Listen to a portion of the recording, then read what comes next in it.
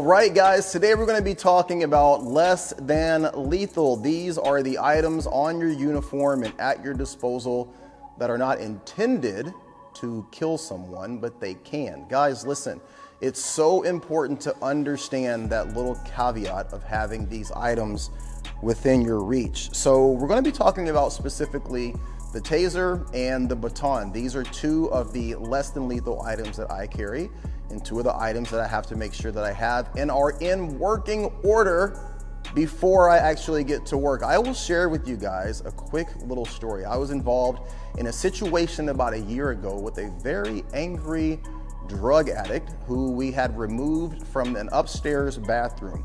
He was trying to fight a fellow customer, and he had threatened to burn the entire building down. We de-escalate, we verbally judo, we do everything that we can to not have to go hands-on with this guy, and we have to get him down 3 floors and out of the building, and we get him all the way down to the garage. He's fairly compliant, and then he says, "I'm gonna fucking kill you," right? And he turns around and he goes completely schizoid, and we get a little bit of distance from this guy, but he continues to escalate and to escalate and to escalate to the point that I reach for my taser, and I pull my taser out and I go to turn the safety off, and nothing. The battery was dead because I had had this taser for close to 6 months and regrettably never thought to check to make sure on a daily basis that the taser battery was okay. That was a very, very eye-opening situation. Luckily, the cops were right around the corner and came down before we had to go any further, but it did get me to understand the importance of daily checking that taser. So I'm going to remove my X26, okay? This is an X26.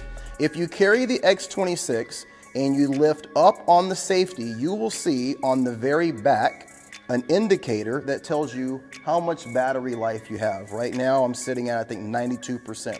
Also, if you can see, there is a red laser, okay? And there is also a white light, okay? Just like that. I'm gonna go ahead and turn this off and putting the safety back down.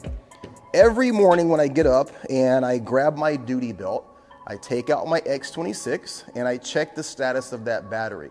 I'm looking for the indicator that's on the back to tell me the percentage level. I'm making sure that the red dot that's utilized for target acquisition and knowing where the first prong of your taser is going to land. You guys do understand how a taser works, right? Maybe that'll be a different episode. And also making sure that the white light is working. Aside from that, you want to make sure that your cartridges are in good working order. There have been times where I've gone into a hands-on situation and I didn't realize that during a scuffle, the door, these are called barn doors, the barn door of the cartridge had been broken, and a little piece of the wire that comes out that the prongs are attached to was a little offset. Not realizing that and being in a situation where you have to actually utilize your taser would potentially cause your taser to malfunction. If, like myself, you have a battery pack that allows you to have a secondary cartridge on the bottom, I also take this off and I make sure that this is clean. And again, that barn door is not open. There's no issues or prongs or wires that are hanging out. And then the last thing that I do before putting all of this together and placing it back on my belt is to dry fire my taser. So at this point, it's basically in a stun gun mode. I'm going to lift up on the safety mechanism. There is no cartridge in, but you will see the arc of the taser. Okay, this is now in working order and we're good to go. I can put everything back together.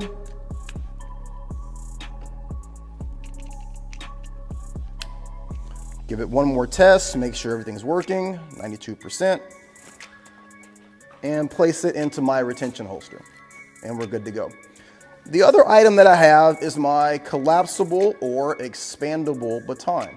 Again, guys, everything that you carry on your uniform, you should be not only certified and trained, but authorized by your company, okay? So make sure that you're certified, you're trained, and you're authorized. If you ever utilize any of these items, more than likely you'll be questioned by police and potentially end up in court. You want to make sure that you're clear in terms of being able to actually carry these.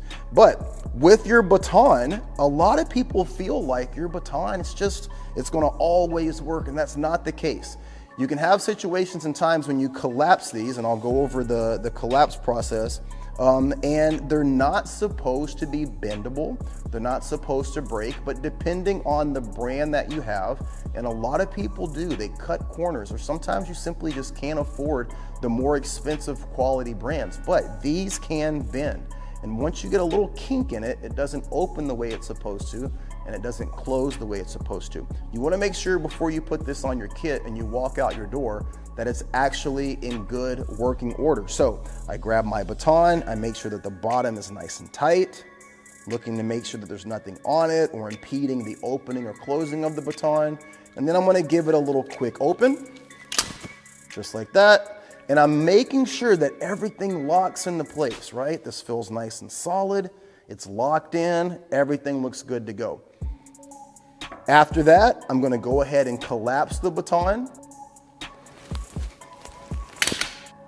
And then I place it back into my uniform. So guys, these are the less than lethal items that I carry on my kit, and how I go about making sure every day that they're in good, solid working order before leaving the house.